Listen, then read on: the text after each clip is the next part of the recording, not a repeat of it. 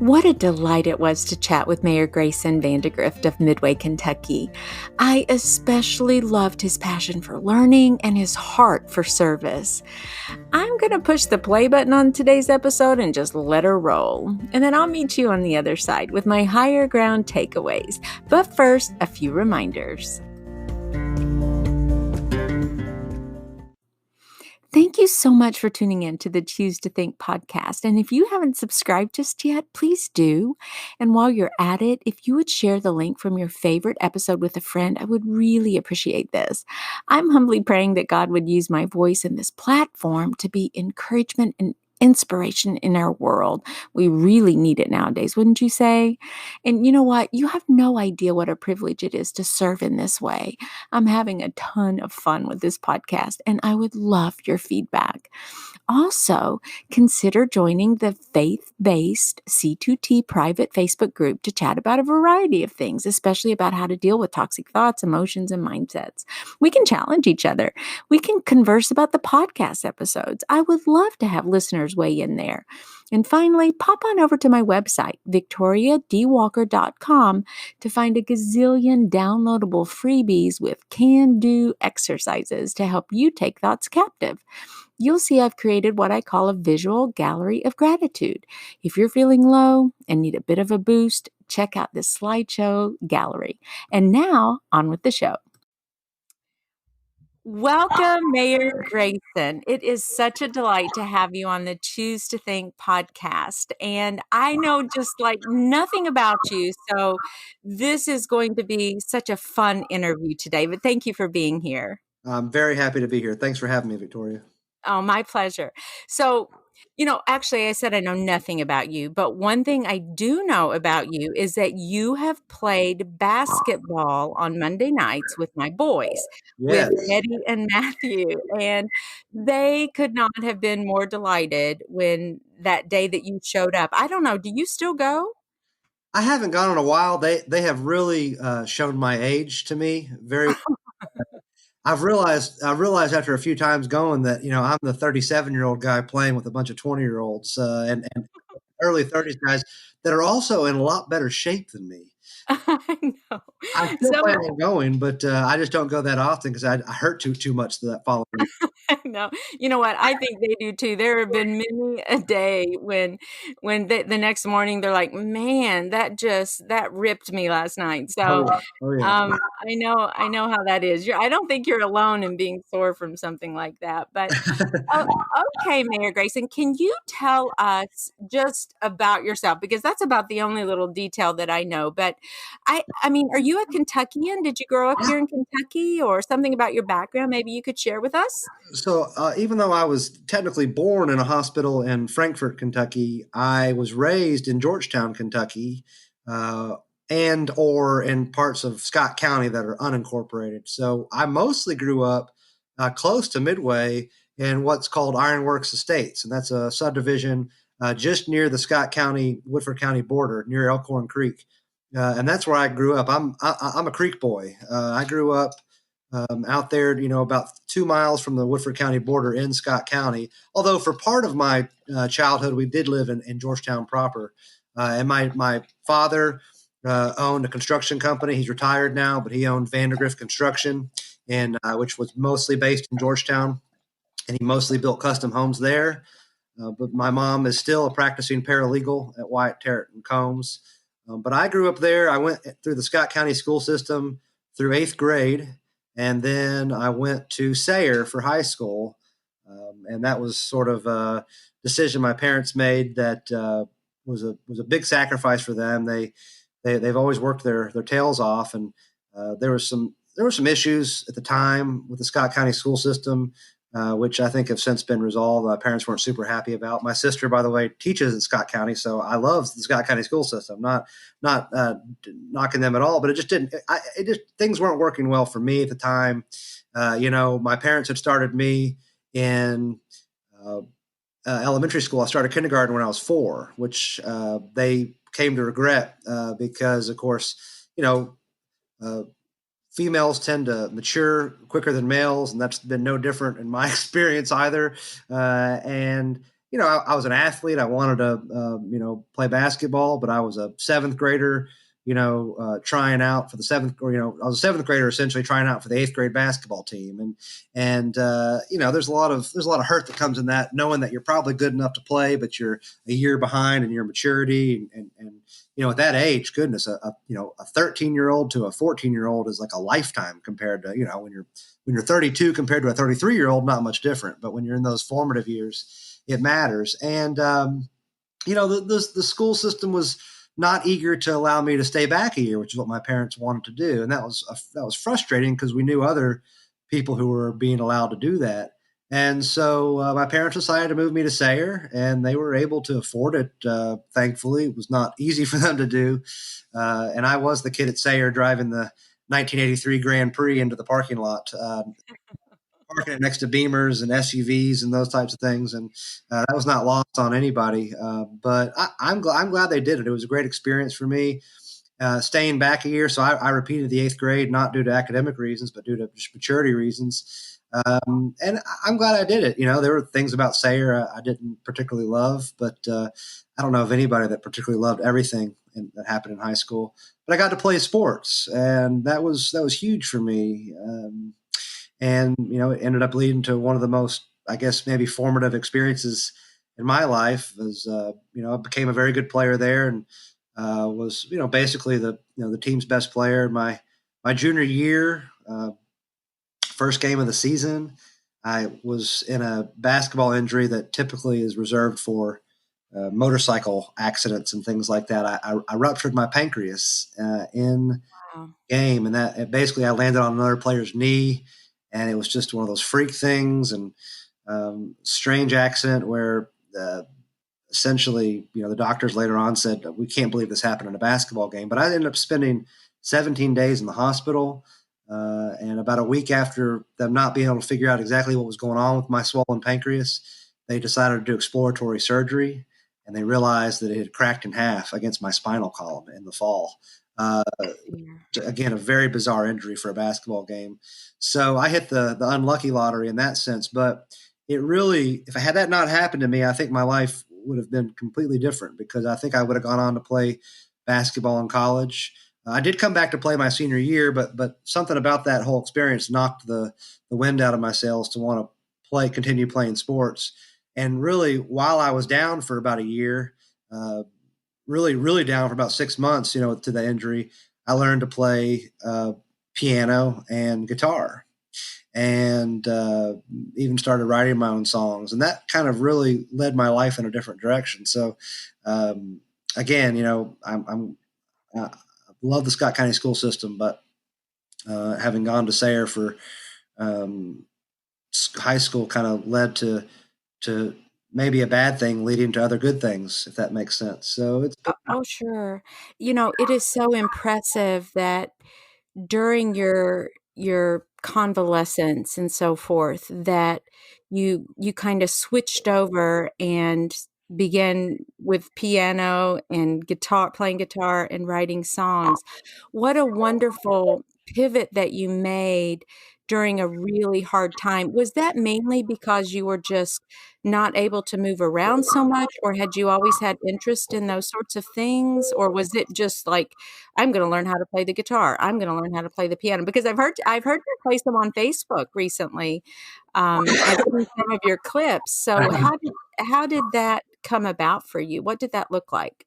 well, I guess my interest in music had been growing for a few years, but um, I think having that time, and you're right, I was just not as mobile. It was difficult to move around. I literally, my muscles had been so kind of changed by that surgery that I almost couldn't stand up straight even for about a month after I got out of the hospital. And even after that, it was difficult. So it totally transformed my life. There was also a huge mental component to all of it. I remember asking just, why did this happen? It just seemed so random.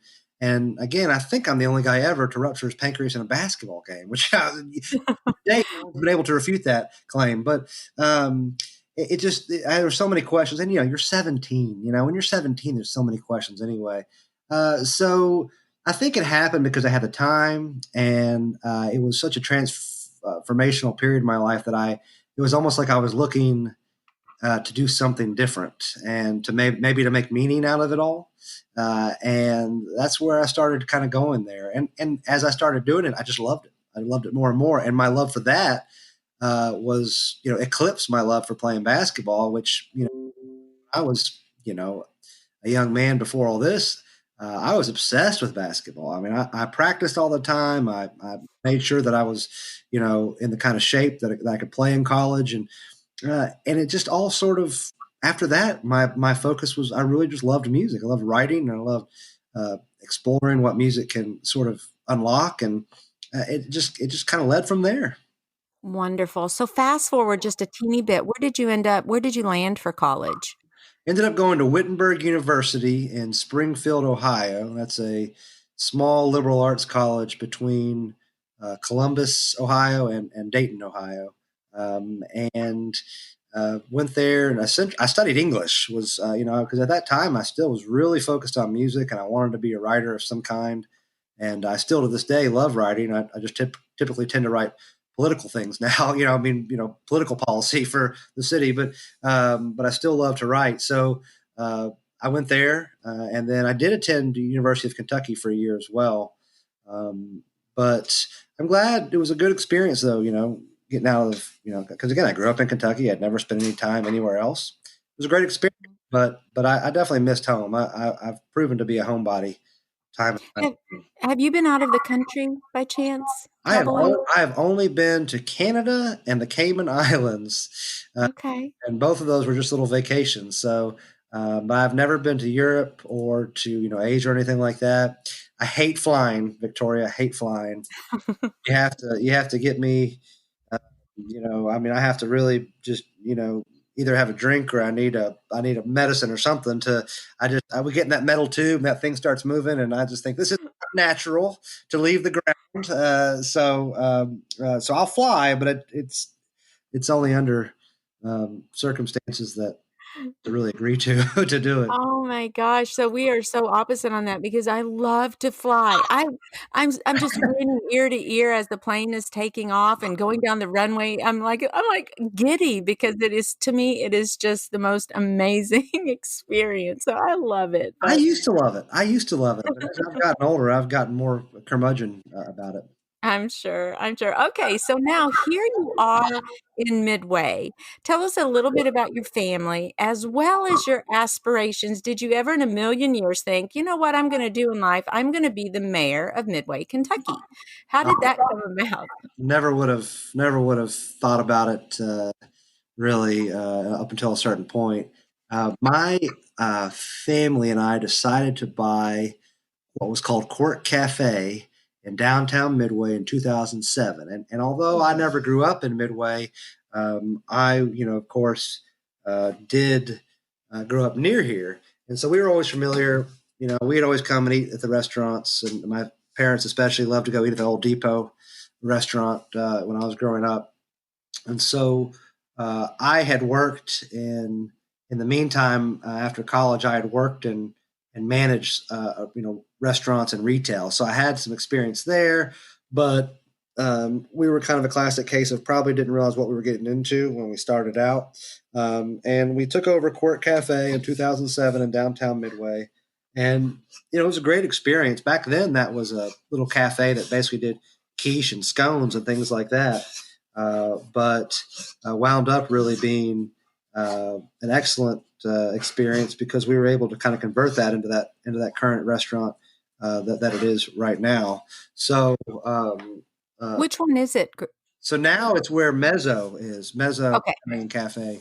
So over the year, so we ran Quirk, and then we turned it into a full scale restaurant, which was kind of our dream there to get a full scale restaurant and bar, and we converted that to that around the year 2010, and we changed the name to 815, and we wanted, it was called 815 because we wanted it to sound like a train time, and the timing of it was that it was going to be opened literally on August 15th of 2010, was sort of our transition date. So Mhm. at 8:15, trying to have like the train theme, and of course the tavern was downstairs in the basement. Kind of that has a Cheers feel to it. The upstairs more have of the dining feel to it, and we ran it the next 5 years up until 2015 as 815. And in all this meantime, and Quirk and 815, that's when I sort of started to get more involved in politics. And how it started was actually with the Midway Business Association. Um, in 2007, I was really unhappy. Somebody posted on this would have been December Christmas Eve, 2007. I went to check on some things at the restaurant. We were closed for Christmas Eve, and there was a note on the door from one of the merchants saying, "We're sorry, this restaurant decided not to serve you today, but so and so restaurant, the best in town down the street, is open, and they will gladly serve you since they decided not to." And boy, that fired me up. I thought, we deserve a day or two off to spend with our family as hard as we work. And let our employees off. So I threatened to quit as a member of the business association. And 2 weeks later, they asked me to be their president. so Oh my.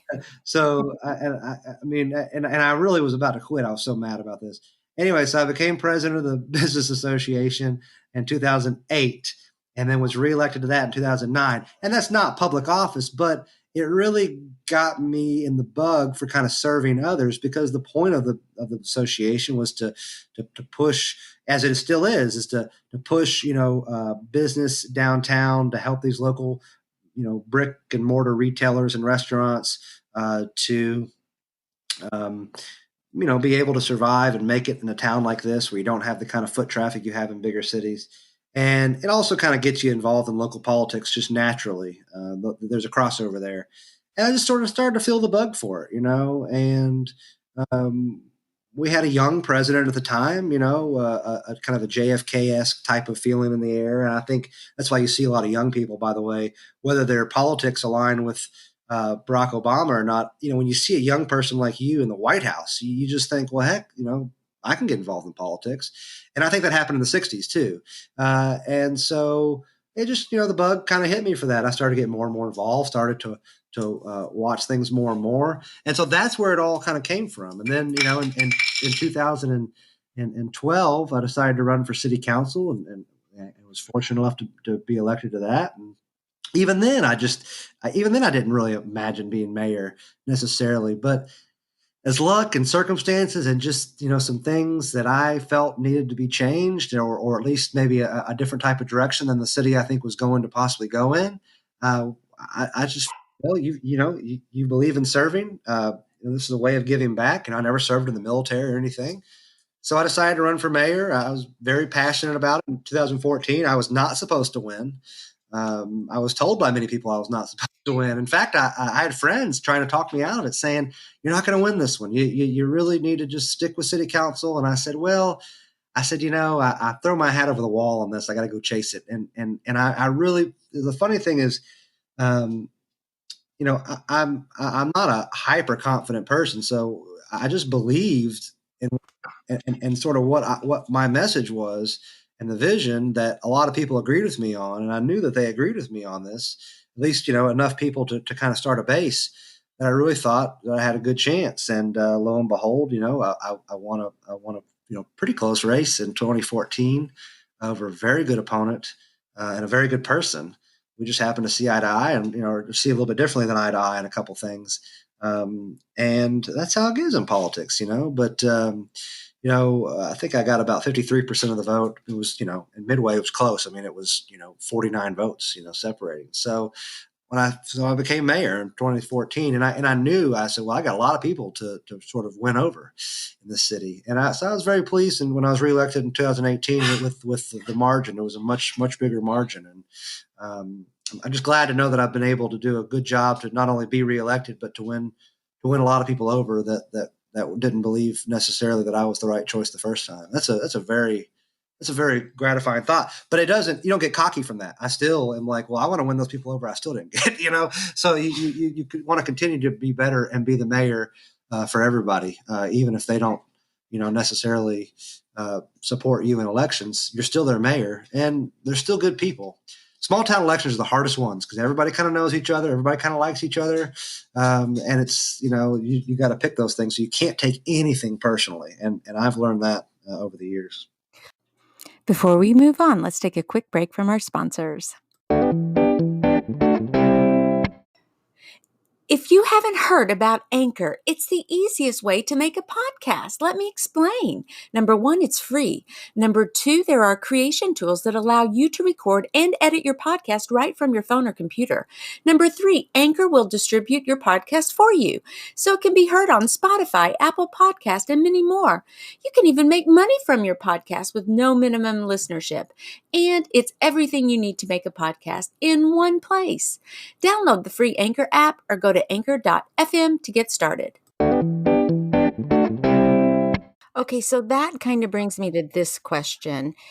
I would think that being an elected official, that you're essentially in the quote people pleasing business. Mhm. But I also know, I mean, you just said, okay, you can't take, all of this personally. But can you unpack that just a little bit? Because how do you really do that? I mean, let's say you ruffle feathers, but you want to kind of smooth things over. How do you not feel rejected occasionally? And if you do, how do you deal with that? Does this make sense as a question? Yes, yes, it's a very good question, and it's a complicated study, really, in the human mind. I think in many ways, you know, your skin thickens, but it never becomes uh, not skin, so to speak. So the way I look at it is, I feel like your blood thickens in a sense, and I think being an elected official is definitely being in the people pleasing business, and excuse me, and you know, uh, you have to understand that uh, it's actually an honor. And when I say you have to understand, I mean the elected official. Like me myself, I have to understand that this is an honor to serve, and I do. And when we say it's a privilege and an honor, it's not lip service. At least not for me, and I think for many others, because the thing is that people overall have a bad view of politicians, and that comes mostly from the federal level, and not because of who's in the White House, because that feeling transcends whether it's a Democrat or Republican. Just in general, when politics are less local, you see the more of the mudslinging, you see more of the dirty side of politics. And you just don't see that at a local level because there's such a smaller hemisphere that you're working in, so to speak. So we operate on a more pure level, but people still have that stigma for you that you can't be trusted, that you must be, you know, um, you know, up to no good, or you must be in it for yourself. And so that's difficult at times because people can come to me sometimes, and I can just tell they don't think I'll be able to help them, or they don't think I'll care, or they think I'll have some ulterior motive. And that can be like almost offensive because you're like, man, you don't know me, you don't know my background, my history. But then you stop and say, no, they're not mad at you personally. They're not mad at Grayson. They're mad because there's a situation happening that they need help with, and they may be coming at it at an angle that can sound a little, hurtful at first, but that just comes with the territory. So it's difficult to not let some things take hit you personally, especially when someone criticizes you. We're all human, but my skin is way thicker than it was when I first took office in January 1 of 2015, and it continues to thicken. I think what it comes down to is it's your passion for service. My What bothers me is that when somebody has an issue, I want it to be fixed, and it bothers me until it's fixed. And if it's an issue that can't be fixed, it really makes me double down and figure out how to fix it. I can proudly say I don't think anyone's brought me an issue that we weren't at least able to make a dent in. I'm not saying we could fix it. And I give you something like speeding. Speeding is one of the most difficult issues to tackle. Because most of us do it without thinking about it, but also because it's difficult to stop it without doing what I call playing whack-a-mole. And the point is that yes, you can hand out a ticket, but it's not like the whole world knows that someone got a ticket just now. What we've done is we've tried to have more of a comprehensive strategy, like getting more edge lines painted on streets. And believe it or not, painting streets more with lines actually makes people slow down. And there's numerous studies all over the world that show that. And now we're also looking at further things, possible speed tables, which are like very, very mild speed bumps that you'll see in bigger cities sometimes might be a solution, or what I call concrete bulb outs, where on really wide roads, the concrete sidewalk actually can stick out into the road a little bit, and it's like a curb, but it shortens the distance for pedestrians, and it creates a obstruction for drivers. Those types of things work. And my point is that while we have not solved speeding, and frankly, we will never solve speeding, it started right as soon as cars were put on the road, and it will continue. We've tackled the problem. So I just can't think of a problem we haven't tackled. And it's because I want people, when they come to me with a difficult issue, I want them to know that A, I'm never going to just say, well, we can't do that. And B, I'm going to give it every possible shot and every possible angle. And I've been proud. I really think when you work with people, and you work with your the city council that you've been elected to work with, it's amazing what you can accomplish, and it's amazing what we have. But I attribute it, so much of that, to the community in and of itself. So I don't think I really answered that question perfectly, but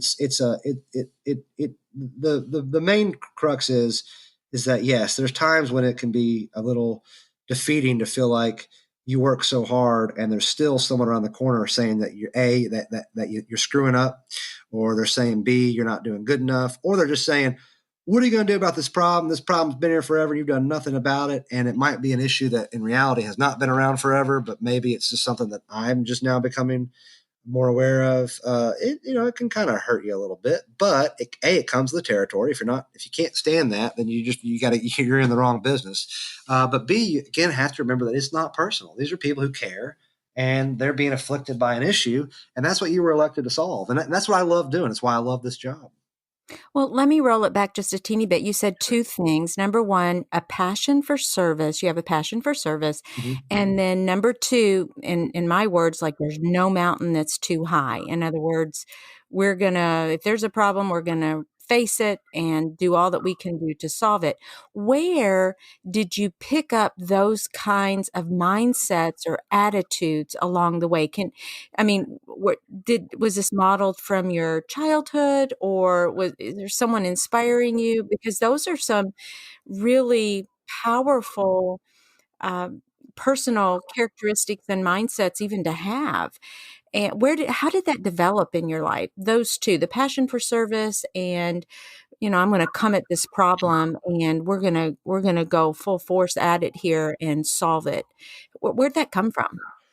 Well, I think probably from a couple different places, but certainly, my parents, my upbringing. I mean, I had a wonderful childhood. My dad, Rob, and my mom, Sarah. I don't call them that, but just to personalize them. Just wonderful, caring parents. And my sister, Julie, I could not have had a better childhood. I just, every memory of childhood that involves them is just a good memory.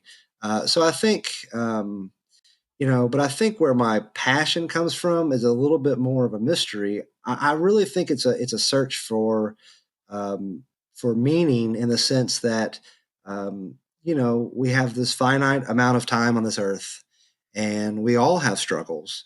And to make meaning of them, I think that's where my passion comes from. Is what can you do to know that at the end of all this, you did something good. You were a net positive for good. You left something behind that, even if it's not particularly remembered for you, that when you go back into the earth, that your time here was well spent.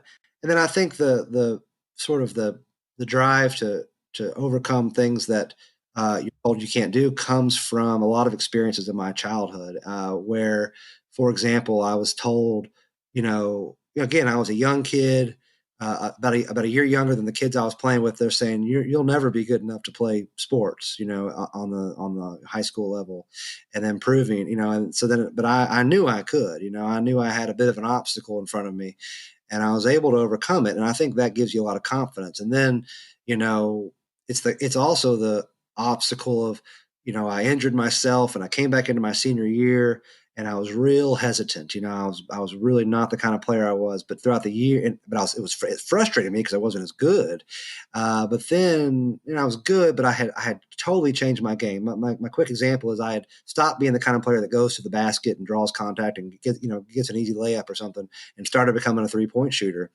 Well, it's good, but the problem is my game was not totally all, I didn't have an all around game. Well, as the senior year went on, I overcame that fear, and I started going back to the basket, and that made me a better 3-point shooter because players had to guard me differently, and ended up having a great senior year. So that kind of obstacle, and then I remember even the obstacle when I was first learning to play music. I couldn't sing a lick. I could not find. I was tone deaf in the sense that I just couldn't find the right tone, and I didn't know it. And people, I think, were listening to me saying, "Goodness gracious, he sounds awful." And generally, you either can sing or you can't, right? Well, I learned that's not true, actually. So I started working on it, and I even worked with some like Sayre was. One thing about a great school at Sayre is there was elective programs that even taught music theory. And what kind of school can you go and actually learn music theory in high school? And I learned how to find the note, how to realize, how to know what note I'm actually singing, and that it matches. So I'm not Pavarotti, never will be, but I can carry a tune, and I couldn't carry a tune in a bucket to start with. So I guess over time, it's like, don't tell me what I can't do, because I can do it. And that still drives me to this day. When I first became mayor, they said, you've got to stop talking about how you're going to lower water bills. It can't be done in Midway. And that just drove me to figure it out. And we did. And we still have more plans to, and that'll take a little bit of time too. But it's that oftentimes drives me. Sorry, that's my Rico going crazy That's over okay. here. That's okay. Um, I wonder one thing, Mayor, can you think of something that you would say, I just never was able to pull this off? And this can be just in general in your life. Anything that you said, nope, I just can't do that? Or did you ever kind of just quit on something? You know, yes, there is, and typically, I would say that because my first in my head when you asked that question, I thought no. The answer is no. The things that I that are difficult, I'm still like no, these things are still going to happen. But there is one thing, and it was college. I gave up on college. I did not graduate. I have, I have 4 years in of college and no degree to show for it, and there's many reasons for that. But the main reason was just, probably some dumb decisions as a young man. Certainly, some decisions my parents weren't happy with at the time. But I became disillusioned with college for many different reasons. I think partly is because I'll be honest with you, Sayre is a phenomenally good high school. I mean, just phenomenally good education that I received there. And I got to college and felt frustrated with some courses I was taking that felt like I was, really just kind of back in college. But also just in general, that time in my life, I think I felt some bitterness about things. Maybe it was still dealing with why I had this bizarre injury that just didn't make any sense, and what was that going to lead towards, in my head. Maybe it was just other frustrations, personal and otherwise. But yeah, that's one thing. And there's, it doesn't eat me up all that much, to be honest with you, but it is something that I did, I did say, no, it wasn't that it was too difficult, is that I just I could not find it in me to put forth the effort to finish. And there's days when I kind of regret it, but for the most part, honestly, I really kind of don't. I still got a good education, and I just don't have that piece of paper to show for it. And it's more than a piece of paper. I get that, but there are things about the educational system in general that I think may have gotten better since then. But I remember being very disillusioned with some things back in college. Thank you for sharing that. Yeah. There is a lot of pressure for our graduates to head on to Mhm. higher education. I'm a higher education instructor, and so I truly value higher education. I'm sure you do Sure. too, Oh, of but course. Yeah. yes, but there's sometimes I wonder though about all the pressure we put on our graduating seniors from high school, that you've got to go to college, you've got to go to college, you've got to go to the university, and when really there's been considerable pushback on that, and just get Kentucky back to work, right? Right. And all the different trades that we have that are, there's a big push to resurrect some of those, but But so I think that I understood what you said, though, is that you never really have stood under the shadow. You've regretted that, but you've never let that get the most of you because you've Right. just said, nope, I'm going on that. You've reckoned with it, I guess. Did I get Well, that right? yes. I mean, I know why I made the decision, and I think if I had to do it all over again, I think in the circumstances I would have done the same thing again. Now, what I regret about it is I regret my parents spent a buttload of money on a degree I never got.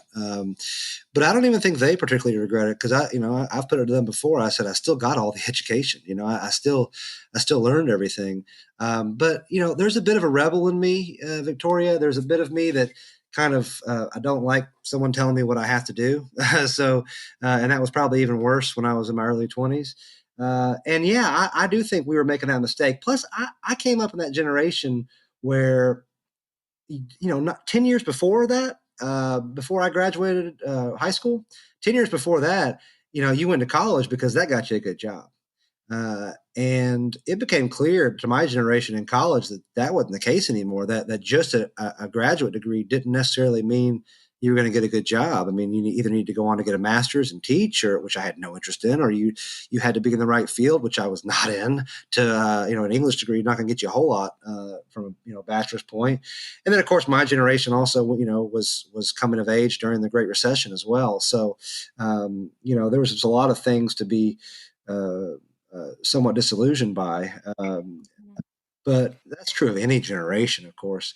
But yeah, no, you're right. I don't feel like I live under any shadow of it. But it's one of those things that at times is like, would have been a nice thing, especially for my parents to to follow through. Right, right. I have one more question too, Sure. that kind of goes along with this. Obviously, you've been very successful, and I wonder where you picked up that entrepreneurial spirit that you have. I mean, you said, "Okay, we're gonna open this restaurant." Where did that come from within you? How was that birthed really?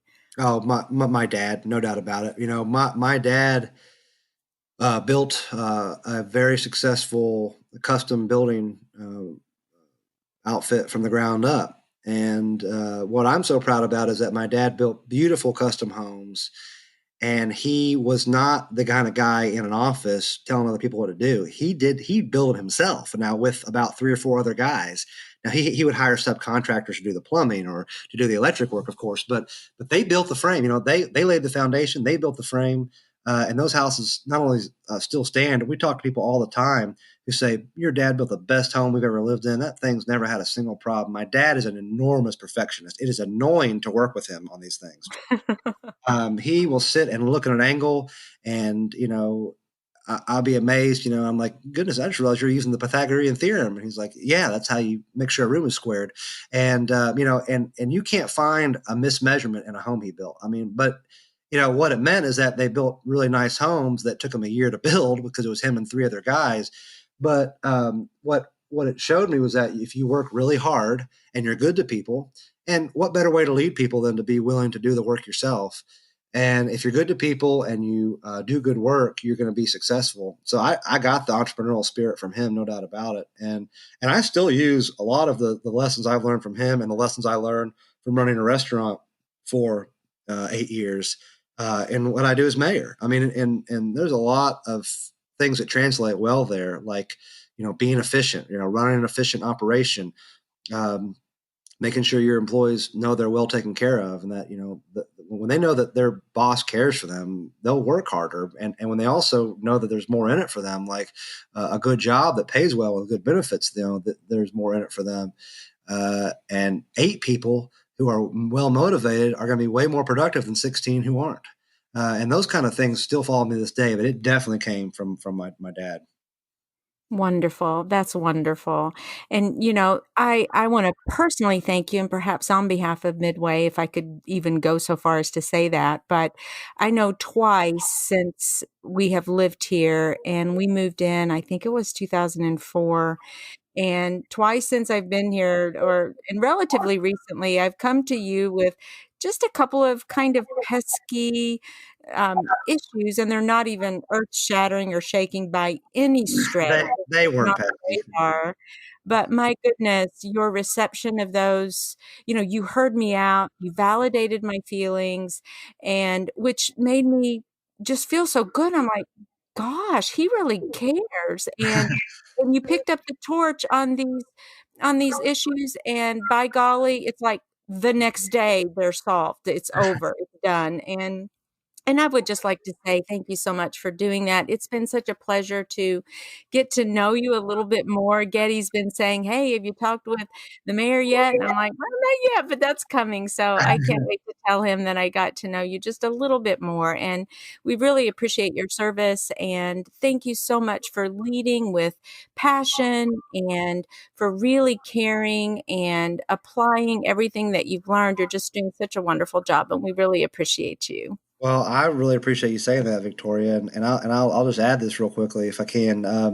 You know, you're the I don't recall. I recall one. I don't recall the other. But it's never pesky. It's never pesky. And one of my goals in all of this, and my and wherever this career takes me, is that I want to help to change the word politician from a bad word to a good. And I appreciate you saying that, because that's my goal, is that there's no issue too small, because in reality, um, any issue that matters to somebody is not a small issue. But also, I think it's important that government starts to act a little bit more like business, in the sense that we don't have to be slow just for the sake of being slow. There are times when government has to be slow. There are situations that are so complicated, they require the funding, or they require other logistics. But there are also situations that can be taken care of with good old fashioned elbow grease. And government, and I think over the decades and generations, has allowed itself to be a little bit lax in those areas, and I think we need to improve there. So I really appreciate you saying that, because that's a big passion of mine too, in public service. But I really, and everything you said is so kind, and it's also very easy to be mayor in a city like Midway, where we just have these wonderful people who are caring and thoughtful, and really pay attention. I mean, the people of Midway really pay attention, and that goes a long way. If our entire electorate in this country was that way, I think we'd be a better country for it. Let me just say that after the interview concluded, it was no problem for me to come up with some higher ground takeaways. And here they are. Number one, learn to roll with the punches that life throws at you, even the likes of a ruptured pancreas. Number two, use your frustration, your passion, your backbone to serve. Number three, take a risk now and then. Go ahead, throw your hat over the wall and run to catch it. You might be pleasantly surprised at the outcome. Number four, yes, over time and with experience, our skin thickens, but it's still skin. Try not to take things too personally. Be an empathetic listener and work to find a necessary solution. Number five, remember it's an honor and a privilege to serve. Whom are you serving today? Number six, when it's all been said and done, will you be a net positive for good? What legacy are you and I leaving? Number seven, and I love this one, you can sing if you want to. Don't let past comments or narratives prohibit you from stepping out and trying something new. Work hard at it to improve. Number eight, you have a unique purpose in this life and in this world. God created you to shine. He's gifted you to do what nobody else on this earth can do. Step into your calling. And number nine, lead by doing the work yourself. Pick up the hammer and move. Remember, Jesus washed his disciples' feet. He led by serving. Now let's pray.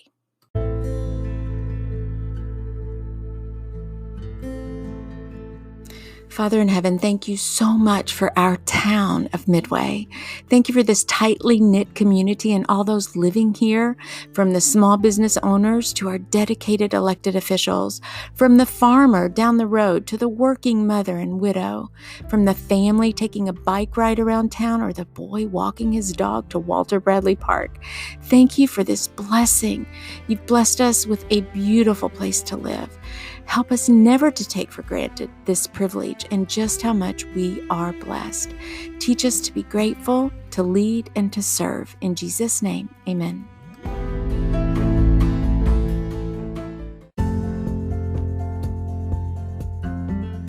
Thank you for tuning in. And if you want to know a bit more about my ministry as well as Midway, Kentucky, check out the show notes. And until next time, Dios primero y que Dios te bendiga. Ciao.